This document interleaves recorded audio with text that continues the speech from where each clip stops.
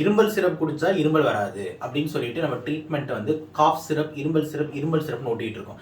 ஏன் அந்த பதிவுனா, இரும்பல் சிரப் வந்து ஒரு தற்காலிகமான ஒரு நிவாரணி தானே தவிர ஒரு பர்மனன்ட் சொல்யூஷன் கிடையாது.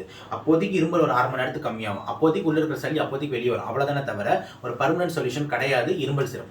அப்போ மெயினா என்ன அப்படின்னா, எங்க ப்ராப்ளம்னு கண்டுபிடிச்சு அங்க அடிக்கணும். அப்போ ஒரு அசிடிட்டி ப்ராப்ளம்னாலும் இருமல் வரலாம், ஒரு சைனஸ் ப்ராப்ளம் இருமல் வரலாம், நுரையீரல்ல வந்து இன்ஃபெக்ஷன் ஆனாலும் இருமல் வரலாம், நுரையீரல்ல கேன்சர் இருந்தாலும் இருமல் வரலாம், ஒரு ஹார்ட் ஃபெயிலியர் ஆன இருமல் வரலாம். அப்ப இருமல் வந்து எதனால வேணாலும் வரலாம். அப்போ அந்த ப்ராப்ளமை ட்ரீட் பண்றது தான் ஃபைனல் சொல்யூஷன். அப்ப அசிடிட்டினா அசிடிட்டிக்கு ட்ரீட்மெண்ட், அப்ப சைனஸ் ட்ரீட்மெண்ட். அப்ப இதெல்லாம் எப்படி கண்டுபிடிப்பீங்க? மெடிக்கல் ஷாப்ல போய் ஒரு இருமல் சிறப்பான கண்டுபிடிச்சிடலாமா இருமல் ஏன் வருதுட்டு? அதுக்கு தான் டாக்டர் தேவை. எந்த டாக்டர் தேவை? பல்மனாலஜிஸ்ட் தேவை, லங் ஸ்பெஷலிஸ்ட் தேவை. அவங்க தான் கரெக்டா இருமல் எங்கேருந்து வருதுன்னு கண்டுபிடிப்பாங்க.